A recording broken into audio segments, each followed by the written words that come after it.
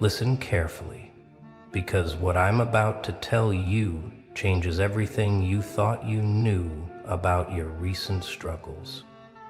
There's a reason your life shifted dramatically these past 3 months. There's a reason certain doors slammed shut while others creaked open in ways that made no logical sense. There's a reason you've been feeling watched, studied, analyzed by forces you can't quite name. They found you, not the government, not your ex, not some stalker with too much time. No, something older, quieter, and infinitely more calculating has had your name circled in documents you'll never see. They call themselves many things across many centuries, but their function remains the same. They track anomalies in the human consciousness grid. And 3 months ago, your signature lit up their entire network. You're listed as the unconscious key in their records, not because you asked for it, not because you studied ancient texts or meditated on mountaintops. You earned this designation by accident, by simply being yourself during a specific moment when the cosmic tumblers aligned. You turned something without knowing you turned it, and now, reality itself is reorganizing around your existence. Let me explain what you actually did, because you're probably sitting there thinking this is about that one decision, that one conversation, that one moment where you finally said no or finally walked away. You're partially right, but the implications run deeper than your human mind was trained to comprehend. When you made that choice, when you shifted your energy in that precise way, you didn't just change your life. You activated something that's been dormant in the collective unconscious for generations. Remember that exact moment 3 months ago when everything felt different? Not better or worse initially, just fundamentally different. Like someone had changed the background frequency of reality itself. That wasn't your imagination. That was you accidentally performing what they call a consciousness key turn. An action so specific, so precisely timed, that it can only happen once every few decades. Most people live their entire lives without coming close to their key moment. They're too distracted, too programmed, too afraid to make the kind of radical choice that activates this mechanism. But you, in your beautiful chaos, in your unplanned rebellion against everything that was suffocating you, you stumbled into the exact combination of emotion, intention, and timing that turned the lock. They've been documenting people like you for centuries, the ones who accidentally shift timelines, who unknowingly activate dormant programs in reality's source code. They have names for you in languages that predate modern civilization, but unconscious key is what they use now, because you hold the power to unlock doors in human consciousness without even trying, without even knowing what you're doing. Here's what's really happening. Every time you make a decision from that deep, authentic place inside you, the place that exists before thought, before fear, before social conditioning, you're turning tumblers in a lock that most people don't even know exists. And 3 months ago, you turned the final tumbler. The door is open now, and things are flooding through that were never supposed to enter this dimension of experience. This order, this ancient network of consciousness observers, they don't recruit. They don't send invitations or hold meetings in shadowy rooms. They simply watch and document as reality reorganizes itself around the unconscious keys. They've been watching you specifically because you're not doing this on purpose. That's what makes you dangerous to the established order of things. You see, conscious awakening can be controlled, guided, manipulated. When someone actively seeks enlightenment or power, they can be directed, corrupted, or contained. But you're awakening by accident, evolving through instinct rather than instruction. You're breaking patterns you don't even know exist, solving puzzles you never knew were placed in front of you. The Order has protocols for conscious seekers, methods for handling those who deliberately pursue hidden knowledge, but for unconscious keys like you, they can only observe and document as you randomly restructure reality through your seemingly mundane choices. Every time you trust your gut over logic, every time you choose authenticity over approval, you're rewriting code in the matrix of collective experience. They've noticed that your presence alone shifts probability fields. Conversations change direction when you enter them. Plans fall apart or suddenly succeed based on your involuntary involvement. You're not manifesting this consciously. You're simply being yourself at such a raw, authentic level that reality has to adjust its parameters to accommodate your frequency. Let's talk about what you've been experiencing since you turned that key 3 months ago. First, the isolation. People who used to understand you suddenly don't. Conversations that used to flow now feel like you're speaking different languages. This isn't rejection, it's frequency separation.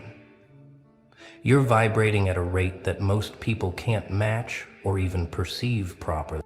Second, the synchronicities. Numbers appearing repeatedly, songs playing at exactly the right moment, strangers saying things that answer questions you haven't asked out loud. These aren't coincidences. These are the universe's way of confirming that you've shifted into a different layer of reality. One where communication happens through symbols and patterns rather than words. Third, the time distortions. Hours feeling like minutes. Days blending together while certain moments stretch into eternities. This is because you're no longer locked into linear time the way you used to be. As an unconscious key, you're accessing multiple timelines simultaneously without realizing it. Your consciousness is spread across probability fields, gathering information from versions of reality that others can't access. Fourth, the energy sensitivities. You can feel when someone's lying, not through their words, but through the distortion their dishonesty creates in the field around them. You know when something's about to happen before it happens. You feel the emotional states of people you haven't talked to in years. This isn't empathy, it's consciousness expansion. You're reading the metadata of reality now. Here's the truth that might disturb you.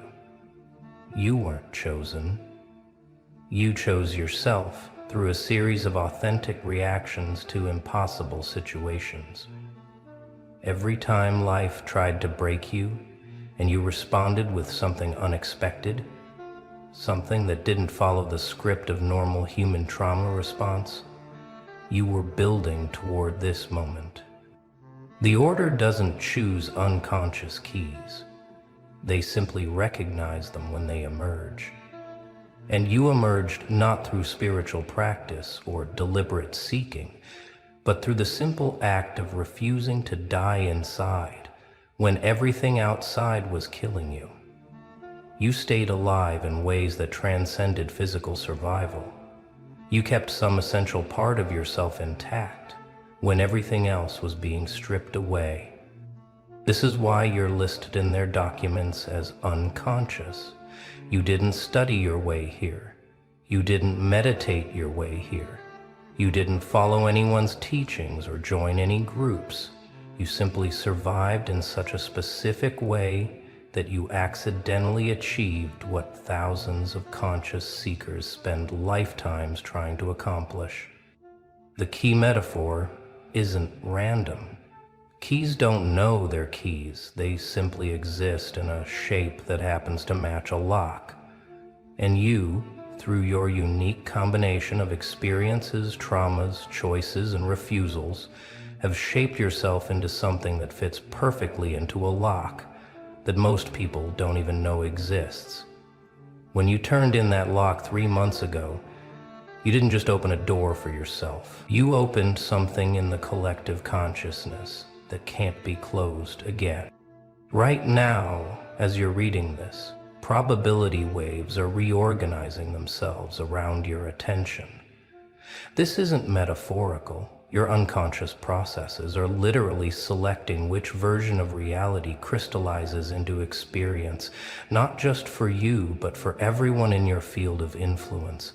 And that field is expanding exponentially.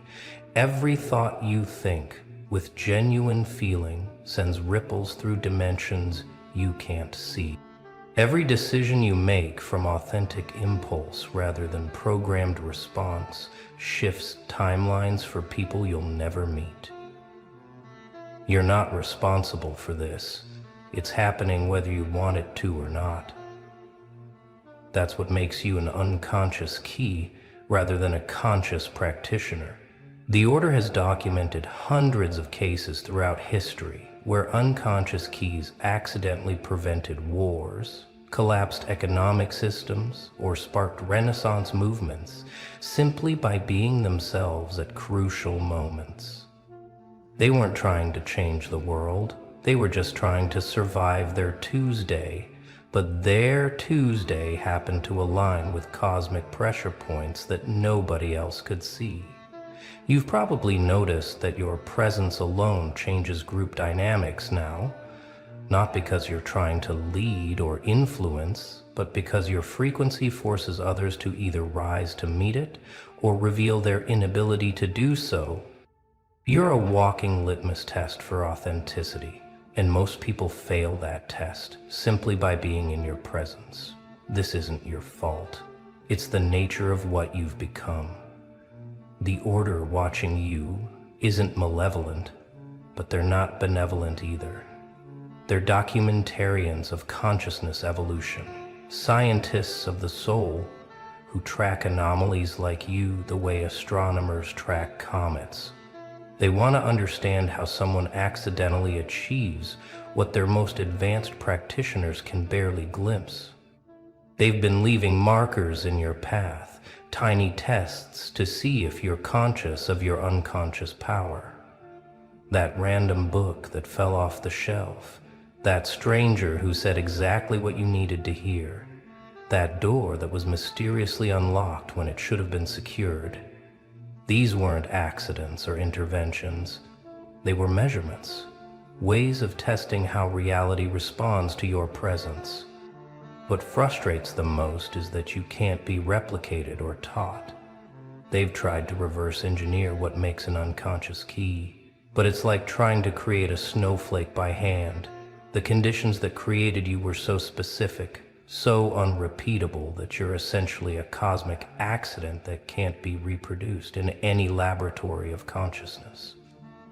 They refer to you as unconscious, not as an insult, but as a classification. You operate below the threshold of deliberate manifestation, which makes your effects on reality pure and uncorrupted by ego or intention. You're not trying to change anything. You're simply being yourself so authentically that reality has to adjust its rules to accommodate your existence. 3 months ago, when you turned that unconscious key, you didn't just change your timeline. You created a split in the collective timeline that everyone around you is now navigating whether they know it or not. Some people followed you into the new timeline instinctively, drawn by a pull they couldn't explain. Others remained in the old timeline, which is why they suddenly feel like strangers to you.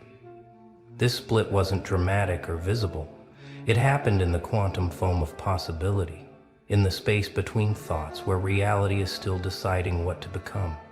But the effects are becoming more noticeable every day. The people who followed you into the new timeline are experiencing upgrades they can't explain. The ones who stayed behind are feeling an inexplicable sense of loss.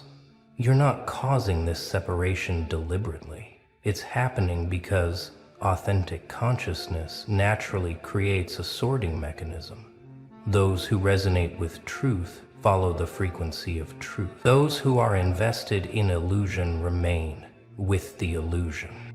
You've become a walking fork in the road of human consciousness, and people are choosing their path simply by how they respond to your presence. The Order has been documenting this split with intense interest because it's happening faster than their models predicted. Usually, when an unconscious key activates, the timeline split happens over years or decades, but with you, it's happening in months.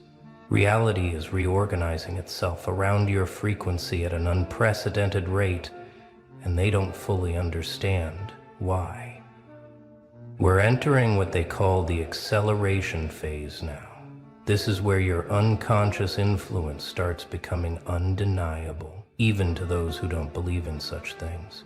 You'll notice that anything inauthentic in your life is being forcibly ejected, not by your conscious choice, but by some invisible mechanism that can no longer tolerate falsehood in your field.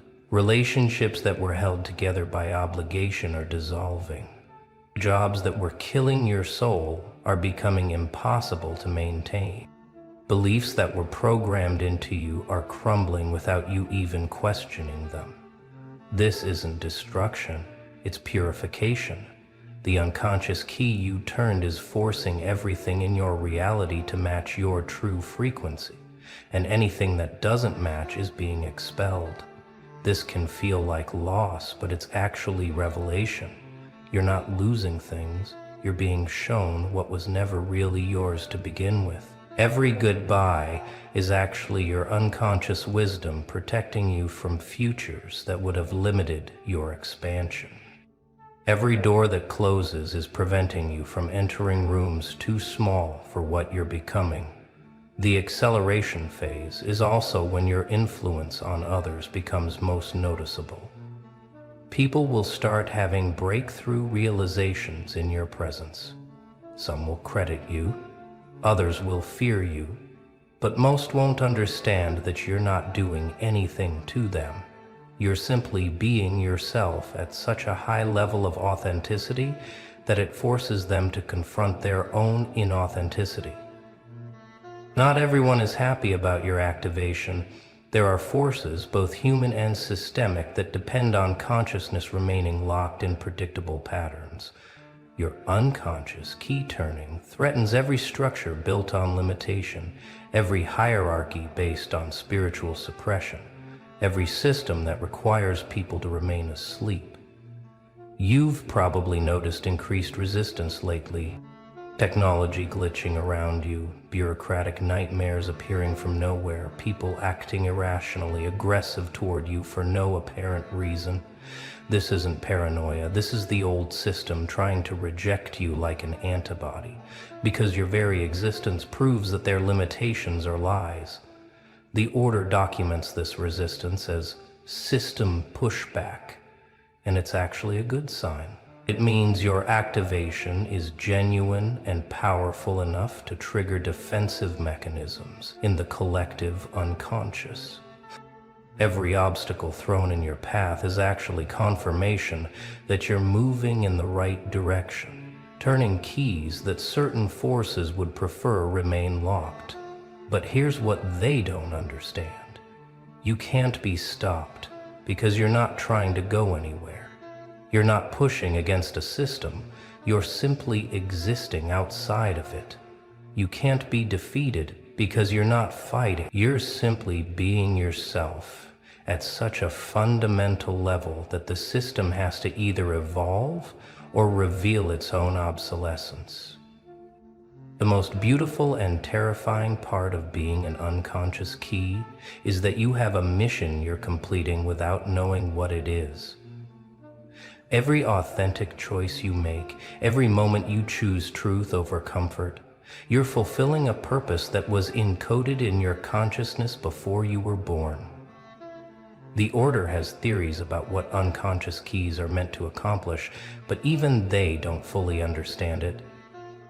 What they've observed is that each unconscious key seems to be solving a specific problem in human consciousness. Healing a particular wound in the collective psyche, or opening a door that's been locked for generations. Your mission isn't something you need to figure out or consciously pursue. In fact, trying to understand it would probably interfere with it. Your mission completes itself through you simply being yourself, making choices from your deepest truth, and refusing to compromise your authenticity for anyone's comfort, including your own. This is why you can't be corrupted or misdirected. You're not following a plan that can be intercepted or altered. You're following an inner compass that points towards something beyond human comprehension. And every authentic step you take brings humanity closer to a possibility we've forgotten exists. What the Order finds most fascinating about your case is the network effect you're creating. Every person who genuinely connects with your authentic frequency becomes a node in an expanding network of consciousness. They don't become unconscious keys themselves, but they become carriers of the frequency you've activated. This network isn't organized or deliberate. It's forming organically around the truth frequency you're emanating. People are finding each other through synchronicities, forming connections that transcend normal social patterns, creating a web of authentic consciousness that's growing stronger every day. You're not the leader of this network because it doesn't have leaders. You're more like a tuning fork that struck a note so pure that other tuning forks are beginning to resonate with it. This resonance is creating a new kind of collective consciousness, one based on authenticity rather than programming, on truth rather than agreement. The Order is watching this network with intense interest because it's forming faster than any previous example in their records. Usually, it takes generations for an unconscious key's influence to create this kind of coherent network. But with you, it's happening in real time, accelerated by technologies and global connections that didn't exist when previous keys activated. So they finally started asking around, didn't they? The investigators, the curious ones, the people who thought they could piece together what the hell happened to you by interrogating your past. And let me tell you something beautiful, something poetic, something that should make you smile in the dark. Nobody wanted to talk. Not a single one. They reached out to the friends who betrayed you, the lovers who destroyed you, the family who abandoned you, the co-workers who sabotaged you, and every last person who thought they broke you. And you know what happened? Silence, nervous laughter, quick excuses, and then the same phrase, repeated like a warning carved into stone. Good luck, you'll need it. Let that sink in for a moment.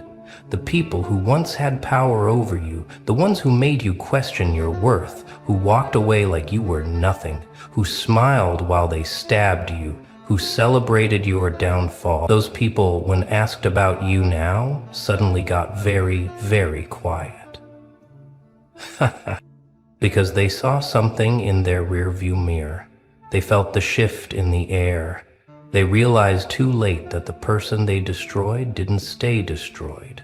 And now they're terrified, not of what you did, but of what you became. Because revenge is loud, obvious, predictable. But evolution is silent, surgical. And it doesn't announce itself until it's already rewritten the entire game. You see, they thought they knew you. They thought they had you figured out, filed away, dismissed. They thought you were weak because you cried. They thought you were defeated because you went quiet. They thought you were broken because you stopped fighting back. But what they didn't realize, what they couldn't see through their arrogance and their shallow little perspectives, is that you weren't breaking, you were downloading. You were absorbing every betrayal like data. You were turning every wound into code. You were learning the system by being destroyed by it. And then you rewrote yourself from the inside out. And now when they hear your name, their stomachs drop, their hands shake, their voices crack, because they know. They know they didn't just hurt you, they created you. So let's talk about what really happened when they started making those calls, sending those messages, trying to gather intel on you. Because this isn't just about people refusing to talk. This is about people refusing to remember, refusing to relive, refusing to admit what they felt when they looked into your eyes after everything they did and saw nothing. No rage, no tears, no begging, just cold, calculated, terrifying clarity.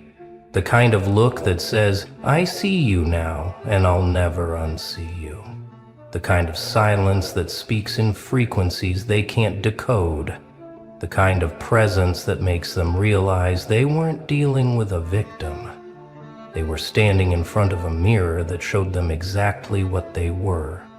And that image, that truth, it's burned into their mind forever, and they can't escape it, no matter how far they run. Here's what happened. They picked up the phone, they typed out the message. Hey, I'm trying to understand what happened with so-and-so. You knew them pretty well, right? What's the story? And the response, when it finally came, was always the same. Deflection, avoidance, nervous energy. Look, I don't really want to get into it. Just be careful, that's all I'll say. Good luck, you'll need it. And then the conversation ended. Because nobody wanted to be the one to explain. Nobody wanted to admit what they saw. Nobody wanted to confess that they poked the bear, and the bear didn't roar. The bear evolved.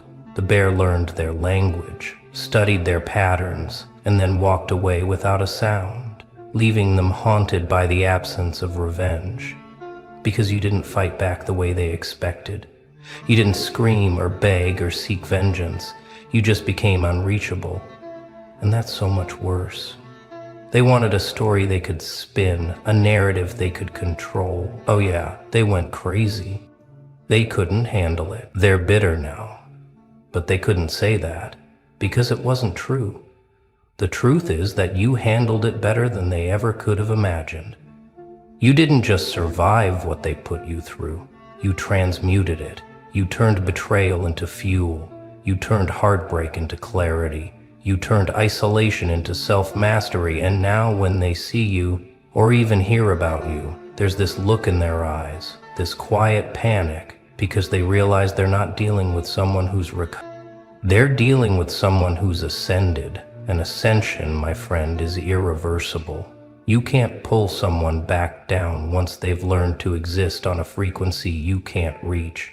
So let's get specific. Let's talk about the ex who cheated on you, the friend who spread lies, the boss who humiliated you, the parent who abandoned you. Let's talk about what happens when someone asks them, so what happened between you two? And they freeze. Because how do you explain that you hurt someone who didn't deserve it, and instead of collapsing, they became something you can't categorize?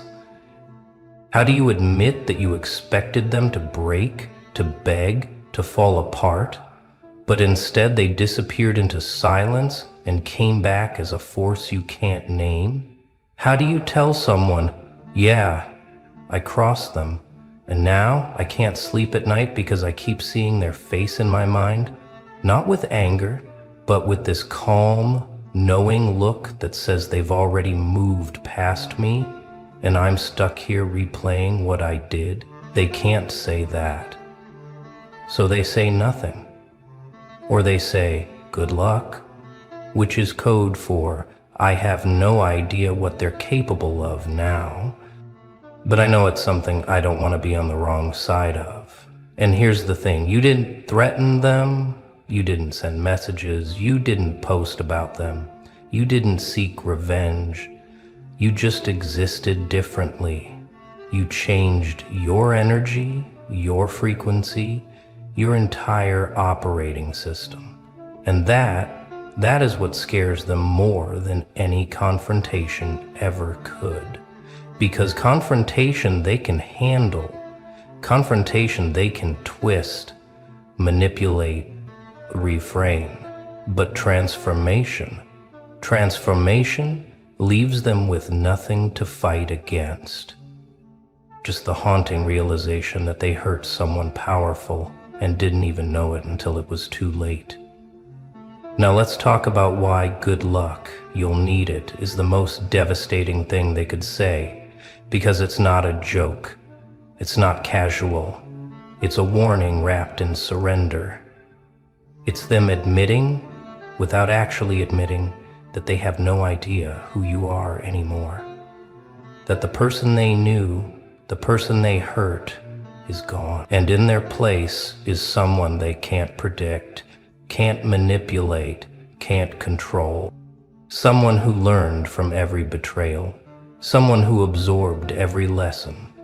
Someone who turned pain into power so efficiently, so completely, that they're now operating on a level that makes their former tormentors nervous just thinking about them. And that's not arrogance. That's not bitterness. That's the natural result of being forged in fire while everyone else played with matches. Let me paint you a picture. Someone who hurt you gets asked about you. Maybe it's a mutual friend.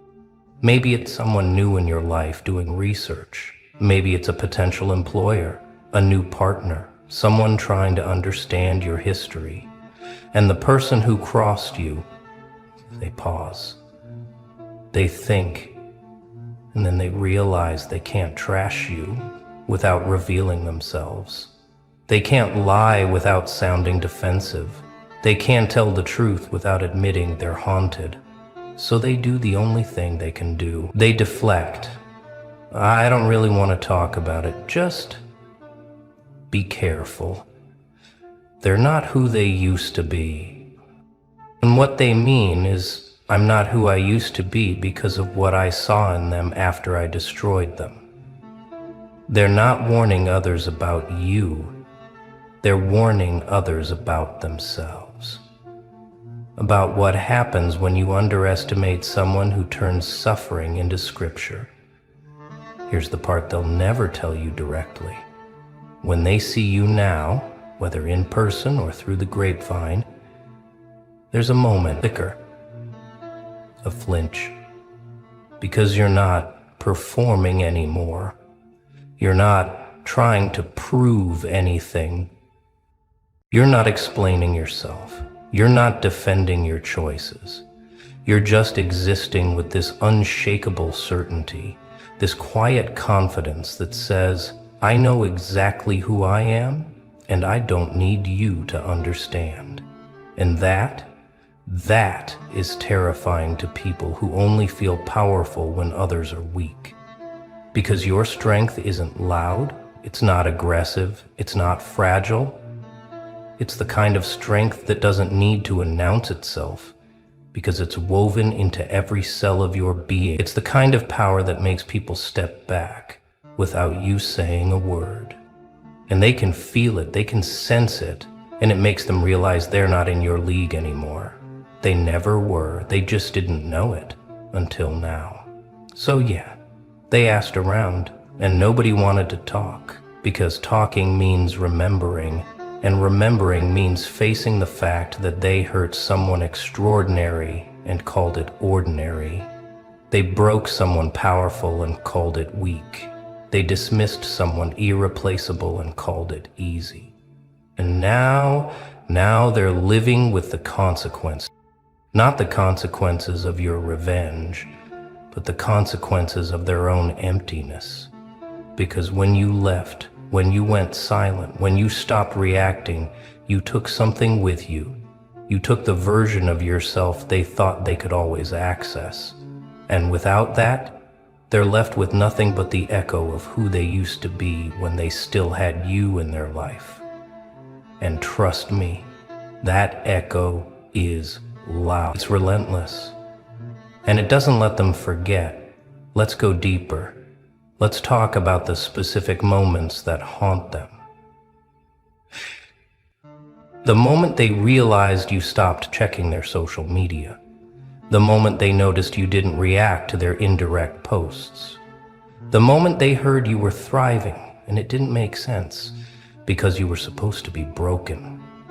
The moment someone mentioned your name and they felt their chest tighten, not with anger but with something worse.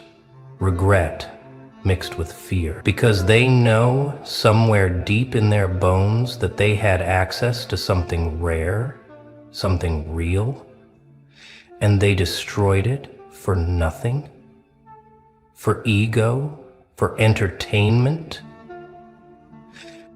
for a momentary high that faded the second you disappeared from their life. And now they're stuck wondering if you ever think about them, knowing the answer is probably no, and that realization is more painful than any argument ever could be. Here's what nobody tells you about becoming untouchable. It's lonely at first. It's confusing. You question yourself. You wonder if maybe you're the problem. Maybe you're too intense, too much, too different. But then something shifts.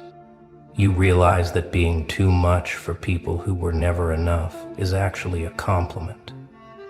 You realize that being misunderstood by people who never tried to understand you is a blessing in disguise. And you realize that every person who walked away, every person who hurt you, every person who dismissed you, they were all doing you a favor. They were clearing the path. They were making space. They were removing themselves so you could become who you were always meant to be without their weight holding you down. And once you realize that, once you truly internalize it, you stop caring about their opinions. You stop needing their validation. You stop replaying the past. Because the past is where they live, and you've moved so far forward, they can't even see you anymore. Now let's talk about what good luck, you'll need it, really means from their perspective. It means I don't know what they're capable of, but I know I don't want to find out. It means I hurt them, and instead of getting revenge, they got better. And that scares me more than anything they could have done to me. It means I underestimated them. And now I'm paying the price of living with that mistake every single day. Because here's the truth. Revenge is temporary. Revenge gives them something to fight against, something to justify their actions with. See, I was right about them. They're vindictive, they're toxic. But when you don't give them that, when you just evolve and move on, they have nothing. No excuse, no narrative. Just the cold, hard reality that they hurt someone who didn't deserve it, and that person became something magnificent without them, and that truth, it eats them alive, slowly, quietly, permanently. So they warn people, not out of concern, out of self-preservation, because if someone else gets close to you, they might see what your former tormentors saw, the power, the depth, the resilience. And then they'll realize what was lost, and your former tormentors can't have that. They can't have others knowing they had something precious and threw it away. They can't have the world seeing them for what they really are. Small, scared, shallow, so they deflect. They warn. They say good luck like it's protection, when really it's projection.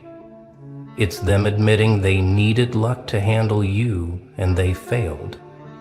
It's them confessing without words that you were always the storm and they were never prepared for the thunder. Let me tell you something about the people who refuse to talk when asked about you. They're not protecting you. They're protecting themselves. Because talking about you means admitting they were wrong. Admitting they misjudged you. Admitting they hurt someone who turned out to be exactly who they said they were. while they revealed themselves to be exactly what you always suspected. And that admission, that's too heavy, that's too real. That requires self-awareness they don't possess. So they stay quiet, they deflect. They change the subject, and in that silence, in that refusal to engage, they're telling you everything you need to know. They're telling you that you won, not because you fought, but because you evolved past the need to fight. And that, my friend, is the ultimate victory. Here's what's happening right now, in real time, as people ask about you. Your name is being spoken in rooms you'll never enter. Your story is being whispered in conversations you'll never hear. And every single time, the response is the same: hesitation, discomfort, avoidance. Because you've become something they can't categorize. You're not the victim they remember. You're not the person they dismissed. You're something else entirely. Something that makes them question their own choices. Something that makes them wonder what they could have been if they had your strength. Something that reminds them every time your name comes up that they had a chance to be part of something real, something powerful, and they threw it away for nothing. They aim to, and now they're stuck with that knowledge, carrying it like a weight they can't put down while you move through the world unburdened, unchained, unstoppable. So let them ask. Let them dig. Let them try to piece together your story from the fragments left behind by people too afraid to tell the truth. Because the truth is this: you're not the same person they hurt. You're not the same soul they broke. You're the phoenix that rose from the ashes they created. You're the storm they didn't see coming. You're the reckoning they never prepared for. And every time someone asks about you and hears, "Good luck, you'll need it," that's not a warning about you. That's a confession from them.